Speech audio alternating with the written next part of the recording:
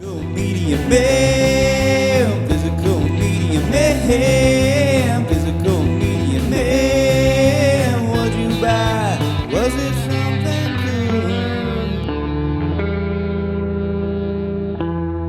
good? What's up, guys? Physical Media Man back here again for another Physical Media Man Monday video. I am now in the current year for monthly movie reviews. As I film this is February, and I'm doing the January monthly movie reviews, so that's good. Watched quite a few. I was on paternity leave, so we watched some during the day, so that helped. Let's see, 2, 4. Looks like we watched 8 titles in the month of January. But before I get started, make sure to like, subscribe, comment, leave feedback, do all that good stuff down below. I'll leave the links to my Instagram page, my Physical Media Man Store Instagram page, my Facebook page for the Physical Media Man / Physical Media Man Store, my Facebook page for non-media related items, the Hodgepodge Garage, my email, my eBay, my Twitter, and my Letterboxd account. So first up, we watched 2 movies on January 4th. It was cold, maybe a little snowy that day, so I thought it was a good time to check out Paul Walker and 8 Below. I had never seen this one. Pretty good supporting cast too, with Bruce Greenwood, Jason Biggs, and somebody else wasn't Jessica Biel in it?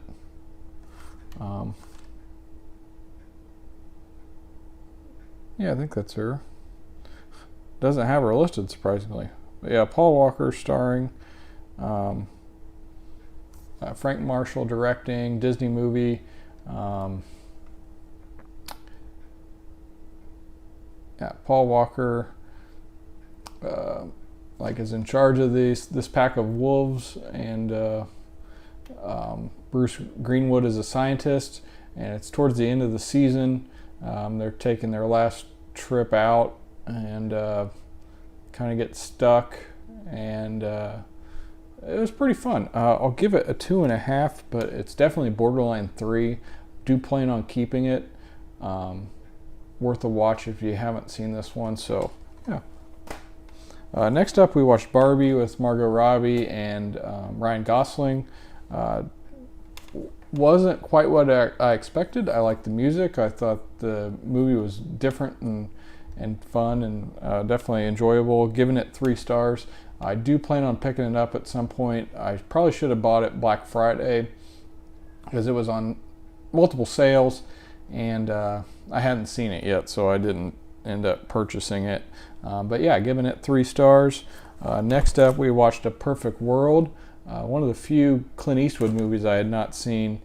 He directed this one as well. We got him and Kevin Costner in A Perfect World. Kevin Costner plays a con that escapes from prison, and Laura Dern is also in this one. Clint Eastwood is familiar with Kevin Costner, and he's the sheriff, or part of the Texas Rangers, I think. Yeah, Texas Ranger. So he kind of plays a similar character to what he has before Clint Eastwood does, but Costner robs banks, or had robbed a bank, but he's very smart, and he kidnaps this boy that doesn't really have a father figure, and pretty enjoyable movie. It is 138 minutes, but very well done. Giving it 3 stars as well. I recommend that one if you're a Costner fan. Next up, this was a second-time watch for me.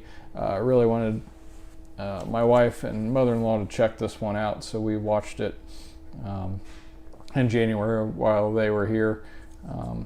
But Paul Giamatti is really good in this. He plays a professor in a prep school. Takes place around Christmas. This could be a every time Christmas season watch. Very good. He plays this professor, and they're getting ready for Christmas break, and he has to stay with the kids that aren't able to go home, the holdovers. But very funny. He's really good in this, as well as the supporting cast. Divine Joy Randolph and Dominic Sessa are both really good as well. Really great movie. Giving it 4 stars. Next up, we watched Oppenheimer, another one I was really looking forward to watching. It definitely did not disappoint. We did have to split this up into 2 separate watches, or however you would say that. This is 3 hours and 1 minute, but true story, shot beautifully, great acting, just a really well done film. So giving that one 4 stars as well. And then next up, kind of change of pace, we watched Summer School with Mark Harmon, comedy from the 80s, 1987. I don't know if you... directed by Carl Reiner, also starring Kirstie Alley, as well as, I don't know if it's going to say her name or not. Yeah, Courtney Thorne Smith, who was the wife on According to Jim. This is one of her first films, and she's good in it. But Mark Harmon plays a teacher that teaches phys ed, getting ready to go on summer vacation, and he gets roped into being a summer school teacher instead of going on vacation, and he's doesn't really care about teaching, but this summer school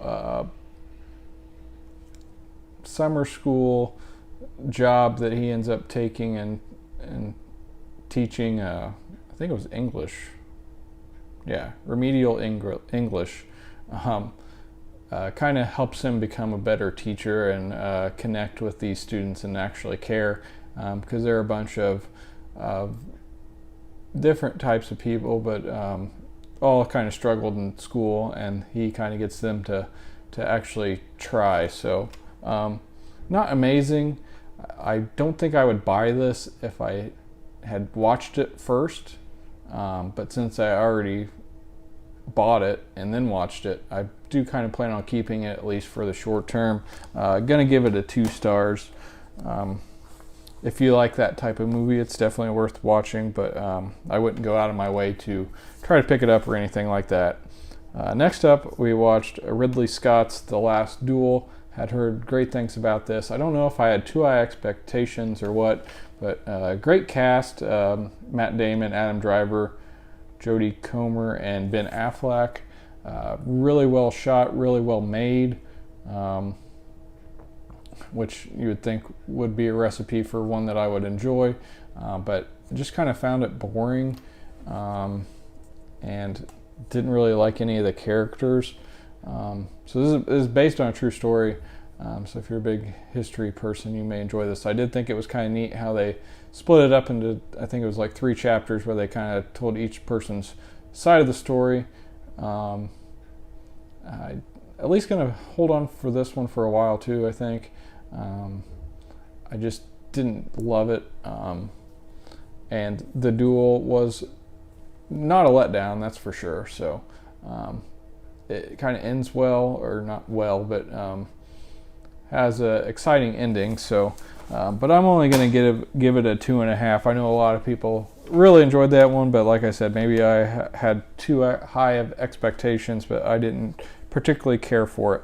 And lastly, we watched Blue Chips. This is a revisit for me, directed by William Friedkin, shot almost entirely, I think, maybe entirely in Indiana.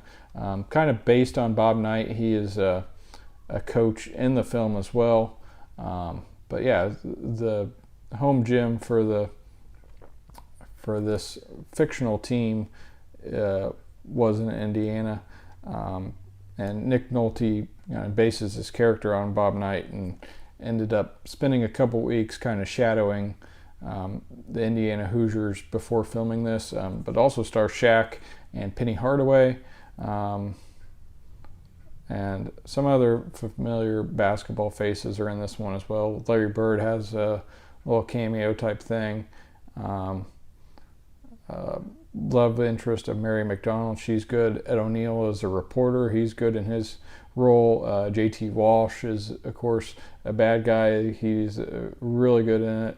But it's basically Nick Nolte is a abide by the rules type of coach, doesn't do anything wrong, and has had previous success, but recently his teams have not been doing too well, and he kind of starts to toe the line of breaking the rules. But definitely a good watch, especially kind of ironic watching now with the NIL stuff going on and everything like that. But definitely a really good watch, kind of similar to The Program, which is a really good football movie that takes place in college too. But definitely worth checking out if you haven't seen this one and you're a sports fan or a sports film fan. Great performance by Nolte. Really well done sports movie. Giving that one 3. All right, so that is everything I watched for the month of January. Some rewatches, some good first-time watches, and really nothing that I plan on getting rid of, at least in the short term. Like I said, I may eventually get rid of The Last Duel or Summer School, but for now, I'm going to hold on to those, and really happy to have A Perfect World, Holdovers, and Oppenheimer in the collection, as well as Blue Chips. So yeah, this is Physical Media Man signing off. Physical media will never die. Physical media man. Physical media man. Physical media man.